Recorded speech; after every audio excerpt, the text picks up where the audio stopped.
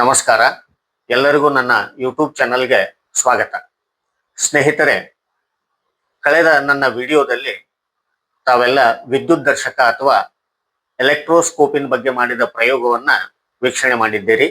ಇಂದು ಅದೇ ಸ್ಥಾಯಿ ವಿದ್ಯುತ್ತಿಗೆ ಸಂಬಂಧಿಸಿದಂತೆ ಇನ್ನಷ್ಟು ಪ್ರಯೋಗಗಳನ್ನ ಮಾಡೋಣ.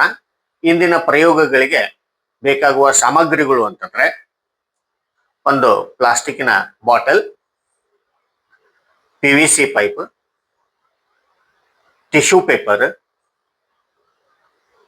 ವೂಲನ್ ಕ್ಲಾತ್, ಟಿನ್ ಕ್ಯಾನ್, ನೀರು, ಒಂದು ಮೊಳೆ,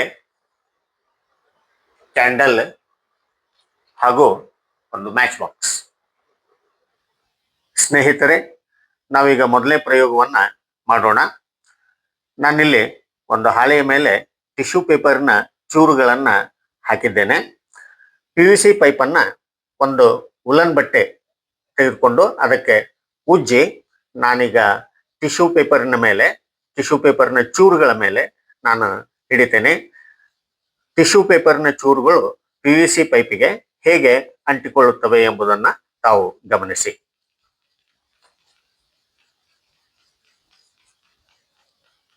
ನೋಡಿ,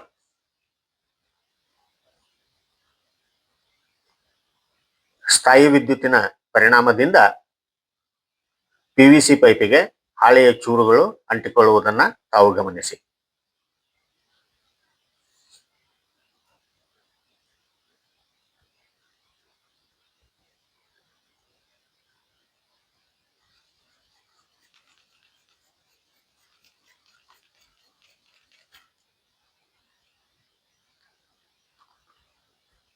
ಓಕೆ,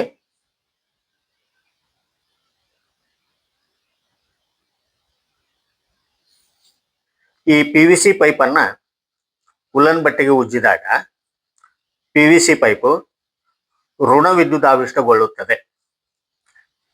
ಈ PVC ಪೈಪನ್ನ ಟಿಶ್ಯೂ ಪೇಪರ್ನ ಚೂರುಗಳ ಸಮೀಪಕ್ಕೆ ತಂದಾಗ ಟಿಶ್ಯೂ ಪೇಪರ್ನಲ್ಲಿರ್ತಕ್ಕಂತಹ ಎಲೆಕ್ಟ್ರಾನ್ಗಳು ದೂರ ತಳ್ಳಲ್ಪಡುತ್ತವೆ. ಮೇಲ್ಮೈಯಲ್ಲಿ ಉಳಿಯುವ ಧನ ವಿದ್ಯುತಾವಿಷ್ಟ ಕಣಗಳು PVC ಪೈಪಿನ ಕಡೆಗೆ ಆಕರ್ಷಿತಗೊಳ್ಳುತ್ತವೆ. ನೋಡಿ, ಈಗ ಎರಡನೇ ಪ್ರಯೋಗವನ್ನ ನೋಡೋಣ. ನಾನಿಲ್ಲಿ ಒಂದು ಪ್ಲಾಸ್ಟಿಕ್ ಬಾಟಲ್ ಅನ್ನ ತೆಗೆದುಕೊಂಡಿದ್ದೇನೆ. ಇದರ ತಳದಲ್ಲಿ ಒಂದು ರಂಧ್ರವನ್ನ ಮಾಡಿಕೊಂಡಿದ್ದೇನೆ ಈಗಾಗಲೇ. ಈಗ ಈ ರಂಧ್ರವನ್ನು ಒಂದು ಬೆರಳಿನಿಂದ ಮುಚ್ಚಿಕೊಂಡು ಇದರ ಮುಚ್ಚಳವನ್ನ ತೆಗೆದು ಇದರಲ್ಲಿ ನಾನು ನೀರನ್ನ ತೆಗೆದುಕೊಳ್ತೇನೆ.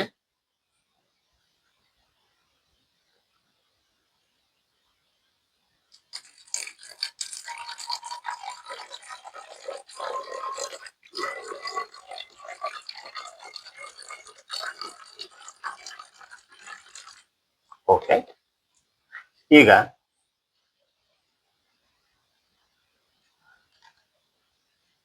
ಈ ಬೆರಳನ್ನ ತೆಗೆದಾಗ ನೀರಿನ ಧಾರೆ ರಂಧ್ರದ ಮೂಲಕ ಕೆಳಗಡೆ ಬೀಳುವುದನ್ನು ತಾವು ಗಮನಿಸುವಿರಿ. ಗಮನಿಸಿ. ಈಗ ನಾನು PVC ಪೈಪನ್ನ ಉಲನ್ ಬಟ್ಟೆಗೆ ಉಜ್ಜಿ ನೀರಿನ ಧಾರೆಯ ಸಮೀಪಕ್ಕೆ ತೆಗೆದುಕೊಂಡು ಬರುತ್ತೇನೆ. ನೀರಿನ ಧಾರೆ ಬಾಗುವುದನ್ನು ತಾವು ಗಮನಿಸಿ. ನೋಡಿ, ಆ ಕಡೆ ತೆಗೆದುಕೊಂಡು ಬರ್ತೇನೆ. ನೀರಿನ ಧಾರೆ ಆ ಕಡೆ ಬಾಗುವುದನ್ನ ತಾವು ಗಮನಿಸಿ. ಮತ್ತೆ ಈ ಕಡೆ ತೆಗೆದುಕೊಂಡು ಬರುತ್ತೇನೆ. ಈ ಕಡೆ ಬಾಗುವುದನ್ನ ತಾವು ಗಮನಿಸಿ.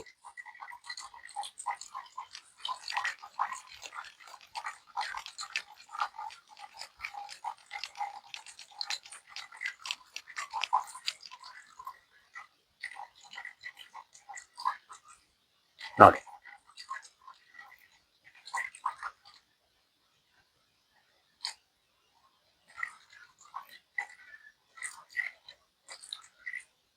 PVC ಪೈಪನ್ನ ಉಲ್ಲನ್ ಬಟ್ಟೆಗೆ ಉಜ್ಜಿದಾಗ PVC ಪೈಪ್ ಋಣ ವಿದ್ಯುತ್ ಆವಿಷ್ಟ ಹೊಂದುತ್ತದೆ. ಇದನ್ನ ನೀರಿನ ಧಾರೆಯ ಸಮೀಪಕ್ಕೆ ತಂದಾಗ ನೀರಿನಲ್ಲಿರುವ ಋಣ ವಿದ್ಯುತ್ ಆವಿಷ್ಟ ಕಣಗಳು ಮತ್ತೊಂದು ಬದಿಗೆ ತಳ್ಳಲ್ಪಟ್ಟು ಧನ ವಿದ್ಯುತ್ ಆವಿಷ್ಟ ಕಣಗಳು PVC ಪೈಪಿಗೆ ಆಕರ್ಷಿತಗೊಳ್ಳುತ್ತವೆ. ಇದರ ಪರಿಣಾಮದಿಂದ ನೀರಿನ ಧಾರೆ ಬಾಗುವುದನ್ನು ತಾವು ಗಮನಿಸಬಹುದು. ಓಕೆ, ಈಗ ಮೂರನೇ ಪ್ರಯೋಗವನ್ನ ನೋಡೋಣ. ಸ್ನೇಹಿತರೆ, ನಾನೀಗ ಕೋಕೋ ಕೋಲಾದ ಒಂದು ಟಿನ್ ಕ್ಯಾನ್ ಅನ್ನ ತೆಗೆದುಕೊಂಡಿದ್ದೇನೆ, ಖಾಲಿಯಾಗಿದ್ದು. ಇದನ್ನ ಈ ಮೇಜಿನ ಮೇಲೆ ಇಟ್ಟು ಯಥಾ ಪ್ರಕಾರ PVC ಪೈಪ್ ಅನ್ನ ಉಲನ್ ಸಾಕ್ಸ್ಗೆ ಉಜ್ಜಿ ಅದರ ಹತ್ತಿರ ಹಿಡಿದಾಗ ಏನಾಗ್ತದ ಅನ್ನೋದನ್ನ ಗಮನಿಸ್ರಿ.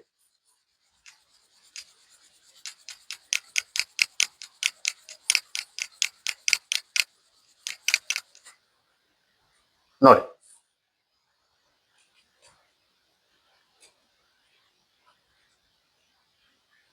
ನಾನು ಈ PVC ಪೈಪ್ ಅನ್ನ ಯಾವ ಕಡೆಗೆ ತೆಗೆದುಕೊಂಡು ಹೋಗ್ತಾ ಇದ್ದೀನೋ ಅದೇ ಕಡೆಗೆ ಈ ಕೋಕೋ ಕೋಲಾದ ಟಿನ್ ಕ್ಯಾನ್ ಉರುಳ್ತಾ ಇದೆ, ಗಮನಿಸಿ.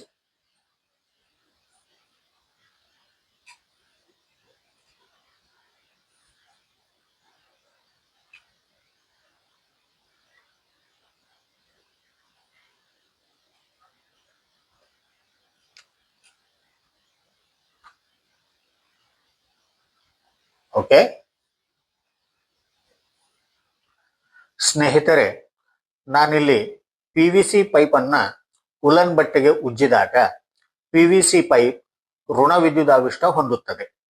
ಇದನ್ನು ಟಿನ್ ಕ್ಯಾನ್ ಸಮೀಪಕ್ಕೆ ತಂದಾಗ ಕ್ಯಾನ್ ನಲ್ಲಿರುವ ಋಣ ವಿದ್ಯುತಾವಿಷ್ಟ ಕಣಗಳಾದ ಎಲೆಕ್ಟ್ರಾನ್ಗಳು ವಿಕರ್ಷಣೆ ಹೊಂದಿ ದೂರ ತಳ್ಳಲ್ಪಡುತ್ತವೆ. ಮೇಲ್ಮೈಯಲ್ಲಿರುವ ಧನ ವಿದ್ಯುದಾವಿಷ್ಟ ಕಣಗಳು PVC ಪೈಪ್ಗೆ ಆಕರ್ಷಣಗೊಳ್ಳುತ್ತವೆ. ಇದರಿಂದ ಟಿನ್ ಕ್ಯಾನ್ PVC ಪೈಪ್ ಕಡೆಗೆ ಉರುಳತೊಡಗುತ್ತದೆ. ನೀವು PVC ಪೈಪ್ಗೆ ಬದಲಾಗಿ ಬಾಚಣಿಕೆ ಅಥವಾ ಬಲೂನ್ ಅನ್ನು ಉಪಯೋಗಿಸಬಹುದು. ಓಕೆ ಸ್ನೇಹಿತರೆ, ಸ್ಥಾಯಿ ವಿದ್ಯುತ್ಗೆ ಸಂಬಂಧಿಸಿದಂತೆ ಒಟ್ಟು 3 ಪ್ರಯೋಗಗಳನ್ನ ಇಂದಿನ ವಿಡಿಯೋದಲ್ಲಿ ತಾವು ನೋಡಿದಿರಿ. ಸ್ಥಾಯಿ ವಿದ್ಯುತ್ ಎಂದರೆ ಎರಡು ವಸ್ತುಗಳು ಪರಸ್ಪರ ಘರ್ಷಣೆಗೆ ಒಳಗಾದಾಗ ವಿದ್ಯುದಾವೇಶಗಳು ಅಥವಾ ಎಲೆಕ್ಟ್ರಾನ್ಗಳು ಆಂಶಿಕವಾಗಿ ಅಂದರೆ ಭಾಗಶಃ ಒಂದು ವಸ್ತುವಿನಿಂದ ಇನ್ನೊಂದು ವಸ್ತುವಿಗೆ ವರ್ಗಾವಣೆ ಹೊಂದಿ ಸಂಗ್ರಹಗೊಳ್ಳುವ ವಿದ್ಯಮಾನವಾಗಿದೆ. ಸ್ಥಾಯಿ ಎಂದರೆ ನಿಶ್ಚಲ, ಸ್ಟ್ಯಾಟಿಕ್ ಎಂದರ್ಥ. ಸ್ಥಾಯಿ ವಿದ್ಯುತ್ ಎಂದರೆ ಸ್ಟ್ಯಾಟಿಕ್ ಎಲೆಕ್ಟ್ರಿಸಿಟಿ ಎಂದು ಕರೆಯುತ್ತಾರೆ. ಈ ಸ್ಥಾಯಿ ವಿದ್ಯುತ್ತಿನ ಕೆಲವು ಅನುಭವಗಳು ಅಂದರೆ ಸಿಡಿಲು ಮಿಂಚು ಉಂಟಾಗುವುದು, ಉಲನ್ ಬಟ್ಟೆಯಲ್ಲಿ ಕಿಡಿ ಕಾಣಿಸಿಕೊಳ್ಳುವುದು. ಅಂದ್ರೆ ರಾತ್ರಿ ಸಮಯದಲ್ಲಿ ನಾವು ಶರ್ಟ್ ಅನ್ನ ಜಾಡಿಸಿ ಹ್ಯಾಂಗರ್ಗೆ ಹಾಕುವಾಗ ಕಿಡಿ ಕಾಣಿಸಿಕೊಳ್ಳುವುದನ್ನ ನಾವು ನೋಡಿರುತ್ತೇವೆ. ಅದೇ ರೀತಿ ಈ ಉಲನ್ ಚಾದರನ್ನ ಹೊಂದಿಕೊಳ್ಳುವಾಗ ಕಿಡಿ ಉಂಟಾಗುವುದನ್ನು ನಾವು ನೋಡಿದ್ದೇವೆ. ಇದು ಸ್ಥಾಯಿ ವಿದ್ಯುತ್ತಿನ ಪರಿಣಾಮ.